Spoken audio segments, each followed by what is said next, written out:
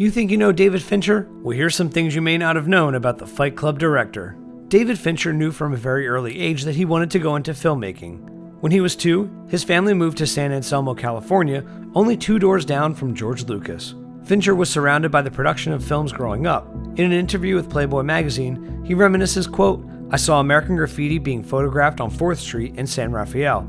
They were making The Godfather on Shady Lane. Dirty Harry was being shot at Larkspur Landing. By the time I was 14, I was on my way to a high school that had film classes, 16mm cameras, and double system sound recording. I couldn't wait." He first found himself behind a camera at age 8. By the time he was 18, he found his first major job in film industry, working at Industrial Light and Magic 6 days a week, 14 hours a day. He stumbled upon the job after asking to rent the same gyro-stabilizing camera that ILM was using for the speeder bike scene in Return of the Jedi. Fearing that Fincher's roommate, employed by ILM, was divulging trade secrets, Fincher became the subject of ILM's attention.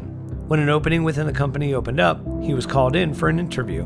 Eventually, he found himself working as an assistant cameraman and matte photographer, shooting stop-motion blue-screen ATSTs for the film. In 1984, after 4 years at ILM, Fincher moved on to direct commercials. His first project was filming a commercial for the American Cancer Society, which featured a cigarette-smoking fetus. This bold commercial garnered the attention of many Los Angeles producers and funneled him work from companies such as Nike, Pepsi, Heineken, Chanel, Coca-Cola, Converse, and Sony. He also moved on to directing music videos for powerhouse musicians such as Aerosmith and Madonna, among others. In total, Fincher made 55 music videos, most of them between 1984 and 1990. Based on his television success, Fincher moved into his directorial debut with Alien 3 in 1992. The project was rife with problems all throughout its production. The source of much of the contention was the fact that Fincher could not act autonomously. Despite being the director, he had to ask the studio permission for every decision he made. He looks back on this trying time disdainfully. "I was a 27-year-old rube trying to navigate an impervious bureaucracy. It was an absurd and obscene daily battle to do anything interesting with what we were allowed to do. I look back on it now, and it's so lame. It's almost a TV movie." Fincher believes in treating the audience of his films as competent instead of spoon-feeding them story bit by bit. Quote, "The fun of movie storytelling is when you know you have the audience's attention and you can see them or feel them working to figure out where the movie's going.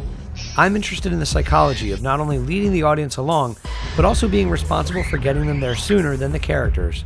It's an interesting relationship to have with 700 people, even if 200 of them miss it entirely." This particular aspect of Fincher's directorial style is very apparent in his 1995 film, Seven. He did not have to consistently pester the studio for creative permission. He maintains that Seven belonged to him, the writers, and the actors. It was their story to tell, and they had to answer to no one. Fincher ended up going $3 million over budget, but the clout of actors Brad Pitt and Morgan Freeman was enough to waive the concerns of the studio. Despite its success, Fincher insists that if he was to make Seven today, he would do it differently and even have more fun. He admits that it wasn't until 2007, when he directed Zodiac, that he felt that he knew exactly what he was doing as a director. After reading the book, Fincher tried buying the rights to make Fight Club into a film, but the rights had already been purchased by Laura Ziskin, head of 20th Century Fox. Fincher spoke with Ziskin about directing it, but was hesitant when he was offered the assignment based on his previous unsavory experience with the studio in directing Alien 3. He met with Ziskin and smoothed over the relationship with the studio and agreed to direct. Perhaps out of some perverse revenge for enduring Alien 3, Fincher would torment 20th Century Fox with some of his decisions in directing Fight Club. Originally in a scene where Marla and Tyler have sex for the first time, she was supposed to say, quote, "I want to have your abortion." Test audiences loved it, but Ziskin thought it was over the line, despite being an emphatic supporter of Fincher's vision for the film. He was steadfast in his decision, telling Ziskin, "You approve the script, you approve the cast, and the budget. We'll shoot it, and if it's too offensive, we'll let the audience tell us that." Ziskin convinced him to change the line, but his terms were to keep whatever he subbed the line with, no matter what it was. The line that appears in the film is, "My God, I haven't been like that since grade school." Test audiences responded even better to this line, but Ziskin was frantic and asked him to put the old line back in. He did not. And here's a bonus one. When Fincher was hired to direct Zodiac, he felt that it was his job to dispel the mythology surrounding the prolific murderer. He had grown up in Marlin County during the first bout of Zodiac murders. As a child, Zodiac was the, quote, "ultimate boogeyman." He recalls this by saying, "I remember coming home and saying that the highway patrol had been following our school bus for a couple of weeks now.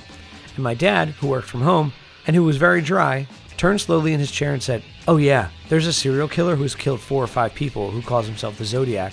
who's threatened to take a high-powered rifle and shoot out the tires of a bus, and then shoot the children as they come off the bus. That's it for this episode of You Think You Know Movies. Make sure to subscribe, like us on Facebook, follow us on Twitter, and get the latest movie and TV news on ScreenCrush.com.